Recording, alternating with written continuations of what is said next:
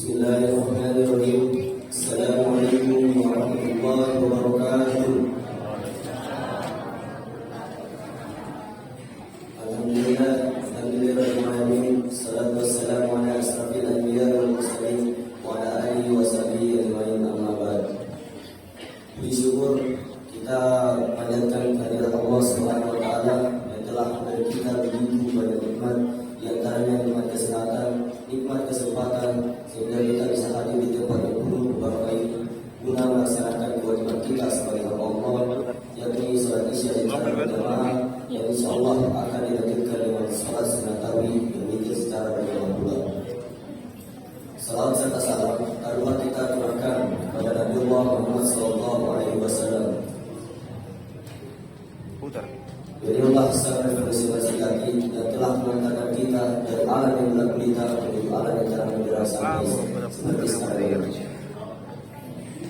Seperti biasa, sebelum kita mendengarkan ceramah kami pada malam hari ini, kami dari Panitia Gerak Amalia Ramadan akan menyampaikan beberapa penyampaian.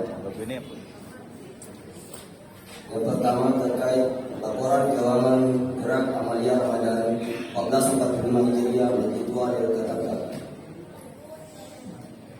Diawali dari penerimaan saldo kas pada malam ketiga sebesar Rp5.763.000. Isi kotak aman malam ketiga sebesar Rp700.000.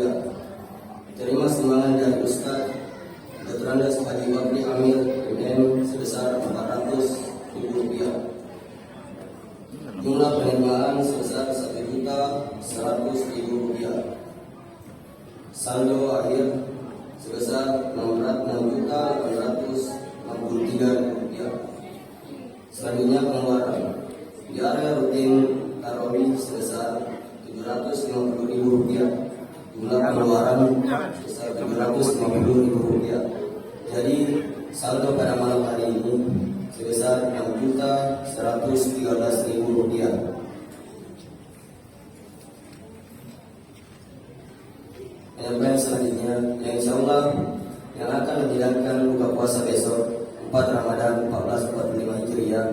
Yang pertama, Nyonya Dr. Andes Haji Lutfi Latif Desimali MSc. Yang ketiga, Nyonya Sulfiani Maskud MSc dan Pulau. Yang keempat, Nyonya Aibtu Amirullah di Mapata. Yang kelima, Nyonya Mapaturun Dekio. Yang keenam, Ibu Dr. Anda Rosmini Razak di Sona. Yang ketujuh, Nyonya Ahmad Dumali. Yang delapan, Nyonya Alwi. Yang 9, Nyonya Abdi Delora. 10, Nyonya Arman Delboro. 11, Nyonya Jufrian Desituru. 12, Nyonya Kaharudin Desute. Dan yang 13, Nyonya Masud Untuk. 14, Ibu Hamusina Dejine. Dan yang terakhir, yang ke-15, ini Ibu Yusti Dembali. Dan tanpa pula kami mengucapkan banyak-banyak terima kasih kepada para jemaah yang telah menghidangkan buka puasa sore tadi. Semoga amal ibadahnya diterima di sisi Allah Subhanahu wa taala. Selanjutnya yang membawakan ceramah agama pada malam hari ini yakni Al-Ustaz Dr. Haji Andi Makpamirin MSI, dan yang bertindak selaku imam yakni Al-Ustaz Nurul Kamal. Sebelum itu mari kita menyaksikan penampilan santri TPB Masjid Wadil Ketangka yakni Adinda Budiman dan Akmal. Akhirul kalam, Allahumma fi tilawati tariq. Assalamualaikum warahmatullahi wabarakatuh.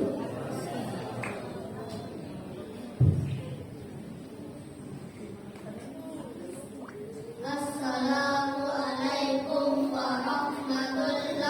warahmatullahi wabarakatuh. Waalaikumsalam.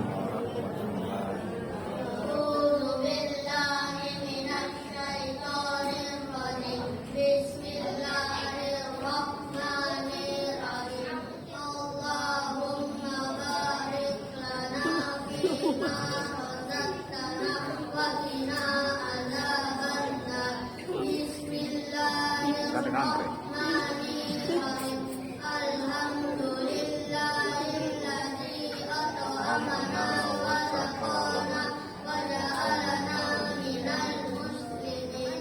Sadaqallahul azim.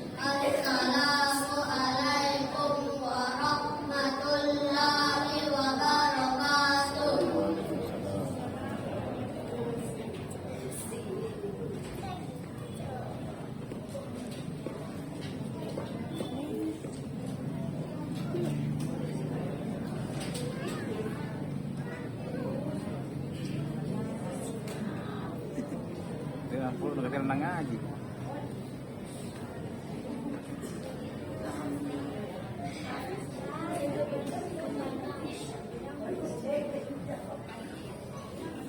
Assalamualaikum warahmatullahi wabarakatuh. Alhamdulillahillazi arsala rasulahu bil huda wa dinil haqq liyudhhirahu 'ala dini kullihi wa kafa billahi shahida. Asyhadu an la ilaha illallah wahdahu la syarika lah wa asyhadu anna Muhammadan abduhu wa rasuluh. Raditu billahi rabban wa bil islam dinan wa bi Muhammadin nabiyyan wa rasul. La nabiyya ba'da. A'udzu billahi minasy syaithanir rajim. Bismillahirrahmanirrahim. Ya ayyuhalladzina amanu kutiba alaikumus siyam kama kutiba alal ladzina min qablikum la'allakum tattaqun. Jamaah salat isya dirayakan dengan salat tarawih dan witir yang berbahagia. Bapak-bapak, para ulama dan tokoh masyarakat yang kami hormati, ibu-ibu, terutama majelis taklim. Biasanya setiap masjid itu ada majelis taklim di mana-mana. Kami banggakan, kami hormati anak-anakku sekalian yang kelihatannya jumlahnya banyak tapi cukup bagus mengikuti salat berjamaah, tidak ada yang ribut di masjid-masjid yang saya sering kunjungi. Alhamdulillah kalau di sini kelihatannya cukup baik. Pada kesempatan singkat ini saya ingin mengantarkan sedikit saja mengenai rahasia di balik ibadah ritual. Tadi saya sudah membacakan di dalam surah Al-Baqarah itu tentang puasa. Tapi saya tidak terlalu kesana karena saya pikir ceramah yang lain sudah banyak. Mulai ceramah tadi sampai ceramah subuh itu Al-Baqarah 183 diulang. Dan kita sudah paham. Sehingga saya berpikir yang kira-kira ada manfaatnya ketika kita mengungkap rahasia di balik ibadah ritual. Apa kegunaan, apa hikmah di balik ibadah ritual yang kita kerjakan, termasuk puasa, ibadah ritual. Jamaah tarawih yang berbahagia, kita sering melupakan bahwa sebenarnya ibadah itu kita lakukan sebenarnya acuannya dua, alasannya dua. Yang pertama karena itu adalah kewajiban. Itu adalah utang kita ketika kita diberikan kehidupan oleh Allah Subhanahu wa taala untuk hidup di muka bumi. Ketika kita belum lahir, masih ada dalam perut ibu kita ditanya oleh Allah, "Alastu bi rabbikum?" Tahukah kamu bahwa saya ini adalah Tuhan? Kita menjawab, "Qalu bala syahidna." Ya Allah, aku mengetahui dan aku menyaksikan bahwa saya ini adalah hamba-Mu diciptakan untuk mengabdi kepadamu. Berarti kalau kita sudah hidup diberikan kehidupan sekarang, itu kita harus bayar utang itu. Nah itu yang pertama. Kalau itu yang menjadi patokan, berarti kita harus bersungguh-sungguh membayar utang. Nah sering kita lupa bahwa kita laksanakan ibadah ritual itu sekedar nomor kewajiban. Kita puasa, kita memang puasa menahan makan dan minum dan menahan syahwat dengan suami istri. Sudah sah puasa.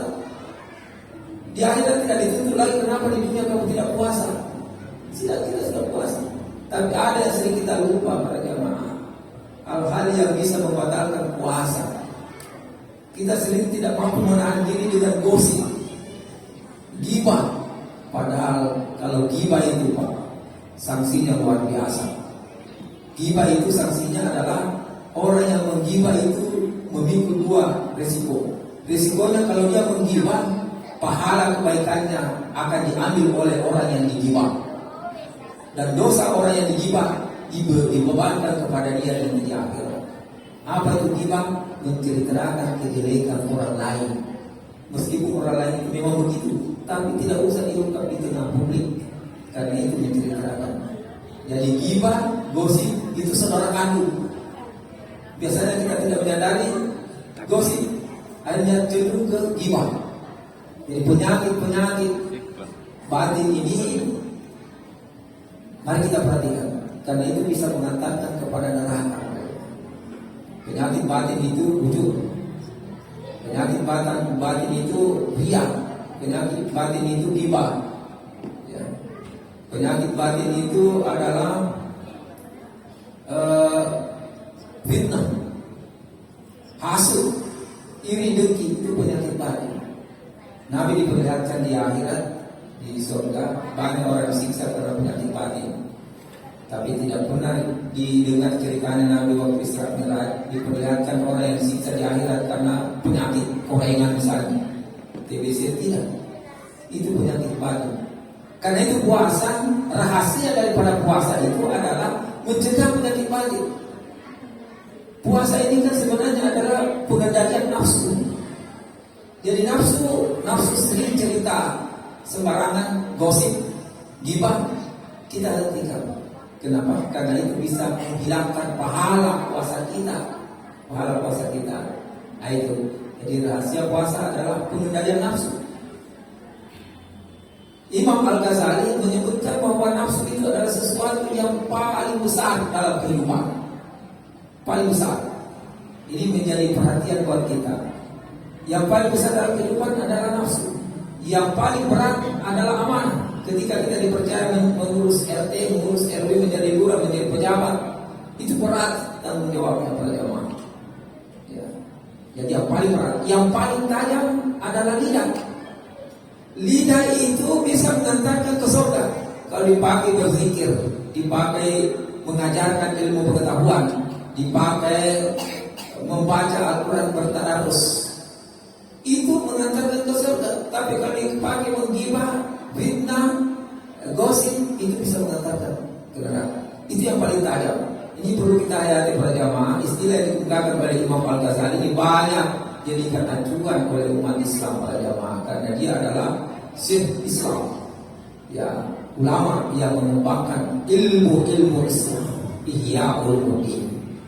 Lalu yang lainnya, ya, yang paling jauh itu adalah waktu yang sudah lewat. Kita ini sudah tua. Apakah kita bisa memanggil, ya Allah, kembalikan usia mudaku sehingga saya muda bisa melaksanakan ibadah sebanyak-banyaknya, melakukan kebaikan sebanyak-banyaknya? Tidak bisa lagi kita panggil kembali itu usia masa lalu yang paling jauh. Nah, yang perlu kita hayati pada jemaah, yang paling dekat. Yang paling dekat itu adalah maut. Itu yang paling dekat. Kenapa? Ini tidak sakit-sakit, kok langsung mati. Dekat, kita tidak akan tahu. Ya. Jadi yang paling dekat itu kita harus, karena itu adalah kiamat kecil pada jemaah, kiamat kecil. Nah, kemudian yang paling ringan, ini juga yang perlu kita hayati pada jemaah. Yang paling ringan itu adalah meninggalkan sholat. Kita tidak rasa ada teman bicara-bicara di sini atau diskusi, ya, lewat waktu meninggalkan sholat. Itu yang paling ringan. Jadi kita hayati ini para jamaah. Kenapa? Karena inilah yang sering ada di sekitar kita. Karena itu rahasia daripada bagaimana melaksanakan ibadah salat dengan baik, kita khusyuk, kita harus lakukan para jamaah. Karena itulah yang akan memberikan keuntungan kita di akhirat nanti.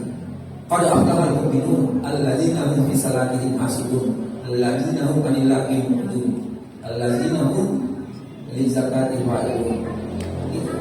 Jadi surah Al-Mu'minun itu menyuruh kita beruntung, menyuruh kita beruntung hidup. Karena Allah, sesungguhnya orang mukmin itu beruntung hidupnya.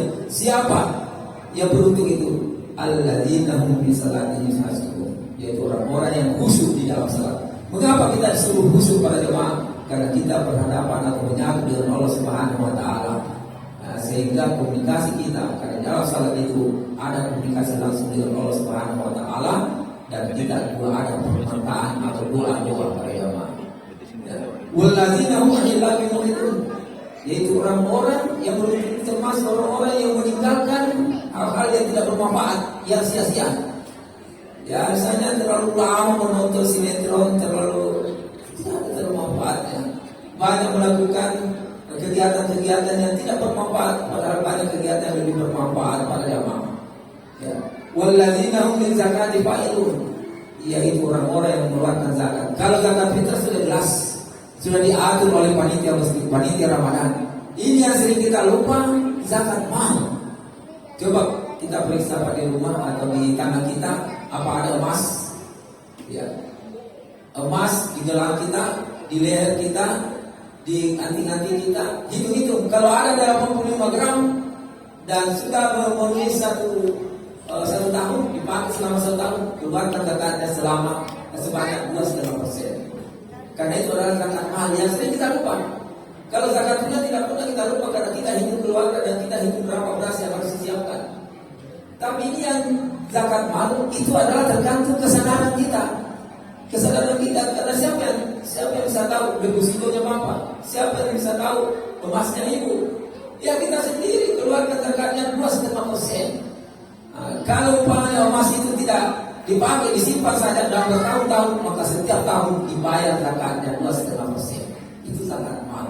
Dan di Indonesia ini sudah banyak orang-orang kaya, para jemaah yang sebenarnya kalau dikeluarkan zakat hartanya, maka tidak ada orang miskin di Indonesia kalau zakat itu dibagi kepada orang-orang miskin, tidak ada. Tapi inilah yang masih belum real, belum maksimal dilaksanakan para jemaah. Jadi itulah rahasia daripada agama kita. Ibadah-ibadah ritual itu mengandung aspek ritual dan sosial. Ritual itu misalnya salat kita. Sosial itu yang antara lain kandungannya adalah zakat. Karena zakat itu mempererat hubungan persaudaraan antara muzaki dan mustahik. Itu mempererat. Yang memberi zakat dan yang menerima zakat itu kan seolah-olah saya orang kaya. Silakan ambil sebagian, bersihkan harta saya, ambil sebagian, itu adalah hak wahai saudara. Agama lain mana ada rahasianya begitu, Pak? Ya, agama lain paling membantu secara individu, tapi tidak diatur secara jelas ukurannya bahwa wajib mengeluarkan zakat. Inilah yang banyak menarik sehingga kaum orang-orang di luar Islam itu banyak menjadi mualaf pada jamaah. Karena itulah mari kita menghayati rahasia-rahasia. Puasa rahasianya supaya Anda bebas, Anda sehat, Anda sehat, berpuasa dengan sehat, berpuasa sehingga muncul kepekaan. Karena kita merasakan juga apa yang dirasakan oleh orang yang suka kekurangan. Kalau dulu banyak orang mengatakan bahwa berpuasa itu untuk menahan lapar dan makan dan minum, hubungan suami istri, ya lapar, makan dan minum itu kan dirasakan oleh orang miskin. Kita disuruh merasakan itu. Tapi sebenarnya sekarang kita ada lagi orang lapar, Pak. Coba lihat makanan di pinggir jalan luar biasa. Yang banyak itu adalah orang-orang yang masih susah. Itulah yang perlu ada bantuan orang-orang yang masih susah pada jamaah. Kemudian ibadah-ibadah lain, misalnya haji. Apa rahasianya haji? Haji itu rahasianya adalah seolah-olah Allah menunjukkan, ayo umat Islam seluruh dunia, kamu harus saling mengenal. Saling mengenal. Dari Afrika, dari Eropa, dari Asia bertemu di satu tempat dengan ibadah yang sama, bacaannya sama, salat yang sama, silaturahim. Dan tidak pernah saya melihat di tanah suci itu ada orang mampu tinju karena mampu senggol, padahal tampaknya orang begini. Kenapa? Karena nilai-nilai permusuhan di situ dicabut oleh Allah Subhanahu Wa Taala. Yang ada di benaknya bahwa semua yang ada ini adalah saudara saya. Yang banyak ada sering terjadi orang gila. Orang gila. Menurut ceritanya orang gila ini setelah dipelajari riwayatnya ternyata masih banyak dosanya sebelum pergi pada jamaah. Mungkin ada perbuatan-perbuatan yang dilarang oleh agama, riba, apa segala macam, prostitusi banyak terjadi sehingga itu sampai balasannya diperlihatkan di sana pada jamaah. Ada yang bilang jadi seperti celeng, jadi kepala babi. Itu waktu saya nanti ada teman saya mirip-mirip mukanya dengan celeng, babi. Tapi saya tidak mau tegur, saya tidak mau ya itu urusannya dia. Inilah, jadi saudara-saudara yang mau haji, usahakan bertobat dan perbaiki ibadah baru berangkat, sehingga kita di tanah suci itu betul-betul full melaksanakan ibadah. Pekerjaan yang paling banyak di tanah suci itu kan salat. Di Madinah, di Masjid Nabawi juga salat. Nah, pekerjaan-pekerjaan lain ya usahakan satu kali tamat Al-Quran selama di tanah suci melaksanakan haji dan umroh.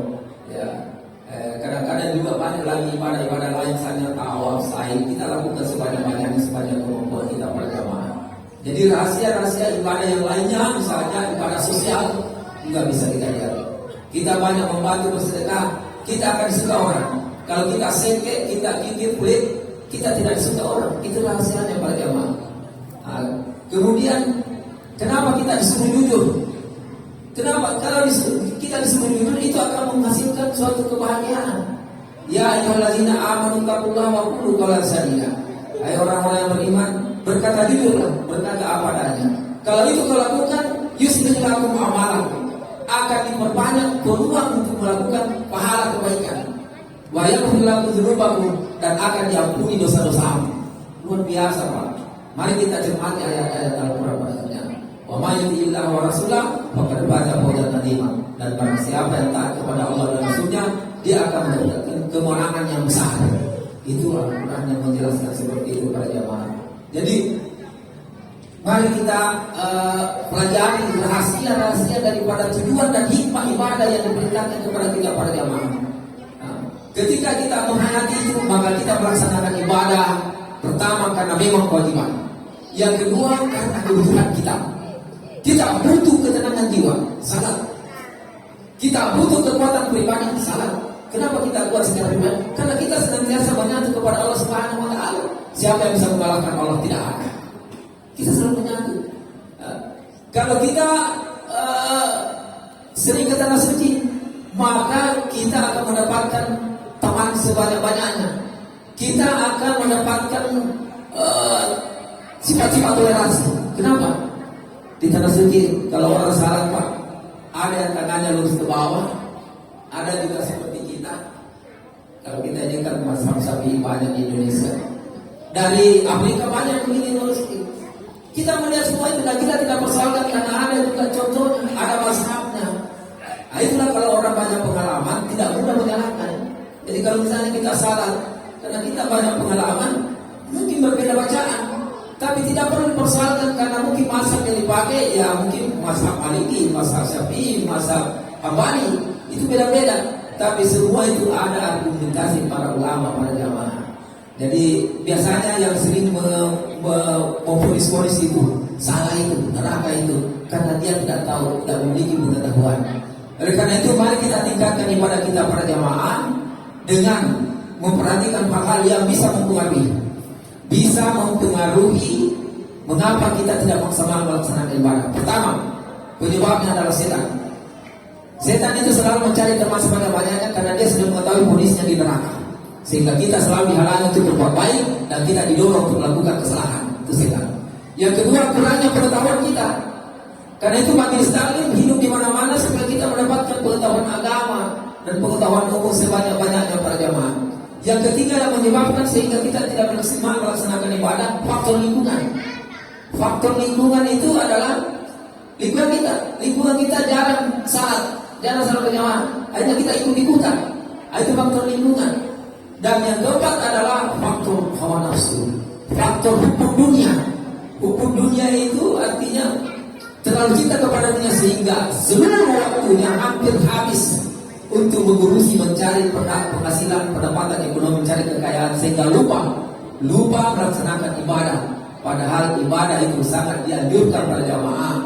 Dan bahkan kita disindir oleh Allah Subhanahu wa taala melalui surah At-Takasur. Alhaakumut takasur hatta zurtumul maqabir. Ya, berlomba-lomba yang membuat kamu lalai di dalam mengingat Allah Subhanahu wa taala. Tidak dilarang, Pak. Apakah kita dilarang? Tidak. Sepanjang itu diperoleh melalui cara yang halal dan jujur. Kenapa?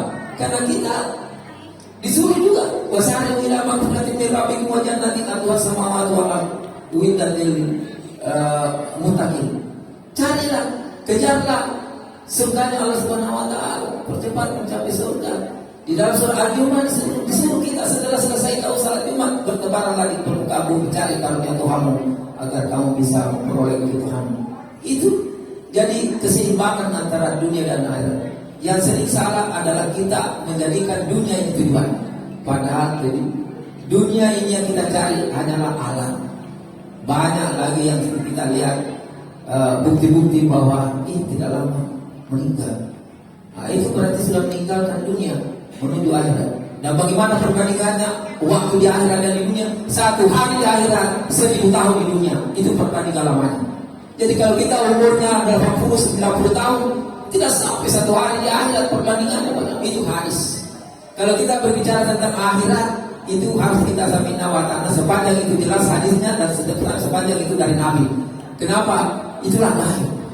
Gaib itu artinya kita harus samina wa ta'ala, langsung kita terima karena ada dalam Al-Quran. Ada dalam Al-Quran. Tidak boleh kita main-main para jemaah. Karena itu alam gaib itu alam yang harus kita yakini keadaannya. Karena memang akhirat atau gaib itu salah satu unsur keimanan. Beriman kepada Allah, beriman kepada malaikat, beriman kepada Rasul, beriman kepada kitab-kitabnya, beriman kepada hari kemudian, dan beriman kepada takdir baik dan buruk. Anak-anakku hafal itu rukun iman dan rukun Islam. Di masjid pernah ada saya tanya, belum tahu apa itu rukun iman dan apa itu rukun Islam. Kita ada anak-anak kita. Bulan Ramadan ini menunya luas, banyak sekali. Bulan tadarus, bulan maghfirah, bulan tarbiyah, bulan pendidikan, bulan ampunan, bulan tadarus, bulan penuh berkah. Menu-menu Ramadan banyak sekali.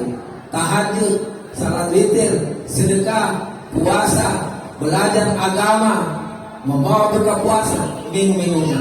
Semua kita bisa jalani insyaallah. Tidak dipilih bahwa yang bisa membawa buka puasa atau yang bisa bertadarus hanya orang tua.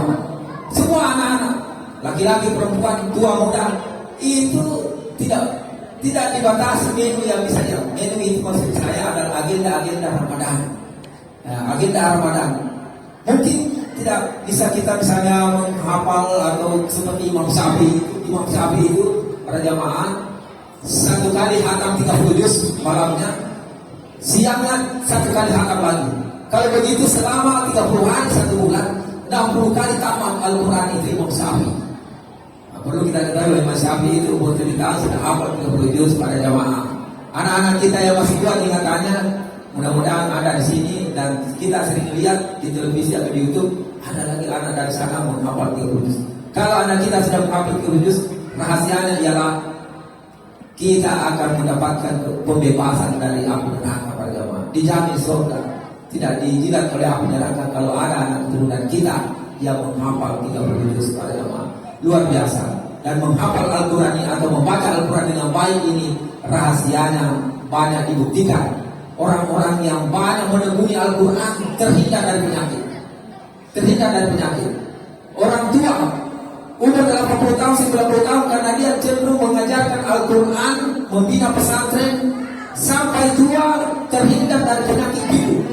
Apa itu penyakit biru? Penyakit hilang kesadaran, penyakit lupa, penyakit tidak normal lagi kejiwaannya, tidak bisa lagi berbahasa dengan sistematis. Tapi penelitian menunjukkan bahwa syekh-syekh guru-guru agama di pesantren sampai umur 80 tahun, 90 tahun dia masih lancar, masih jelas penglihatannya, mengajarkan kitab kuning, kitab gundul tanpa baris. Dia masih bisa mengajarkan agama karena cahaya Al-Quran. Nah ini mata yang rabun ini kalau mau terhindar dari pikun, ya pelihara mulai dari awal, dari anak muda sampai kita tua, baca Al-Quran. Insya Allah terhindar dari pandangan yang kabur, terhindar dari penyakit pikun. Karena sampai sekarang tidak ada apotek yang menjual atau tidak ada dokter ahli yang memberikan resep coba beli obat pikun di apotek sana, tidak ada Pak. Tapi Al-Quran ini membuktikan ketika kita konsentrasi membaca Al-Quran dari awal, dari masa muda sampai masa tua, insya Allah terhindar dari pikun. Pikun itu adalah penyakit tua, hilang ingatan, berlupa, tidak sadar lagi. Kalau dia berpikiran tidak sistematis lagi, dia cari kacamatanya padahal ada di matanya, melengket. Dia lihat sampai mana itu, padahal itu sendiri. Itulah karena sudah pikun pada jamaah. Inilah, mari kita tingkatkan kualitas ibadah para jamaah sebagai kewajiban. tapi jangan lupa bahwa itu ada kebutuhan kita jangka pendek. Ketika kita melaksanakan ibadah, kebutuhan jangka pendek terpenuhi dan kebutuhan di akhirat pasti terpenuhi para jamaah, karena itu adalah perintah Allah Subhanahu wa taala. Mari kita maksimalkan menu-menu di bulan Ramadan ini, kita laksanakan. Mungkin tidak bisa maksimal 100%, tapi apa saja yang kita mampu kita mulai, kita laksanakan. Istilah saya itu Pak, mencicil, mengangsur, ya, karena kita ini serba keterbatasan. Yang wajib saja kita bisa, ya, antri naik haji disuruh diperintah wajib, tapi belum ada kesempatan atau masih banyak antrian, ekonomi belum memungkinkan, bisa, yang penting ada niat, sewaktu-waktu kita akan melaksanakan. Mari kita bina anak-anak kita para jamaah, karena bulan ini adalah bulan tarbiyah, bulan pendidikan, bulan maghfirah, bulan ampunan, bulan penuh berkah. Nah, kita mengharap ini semua kita maksimalkan sehingga kita mendapatkan ridha Allah Subhanahu wa taala. Karena salah satu yang kita cari di dunia ini adalah martabatillah, keridhaan Allah Subhanahu wa taala. Hadana lahu wa iyyakum ajmain. Fastabiqul khairat. Assalamualaikum warahmatullahi wabarakatuh.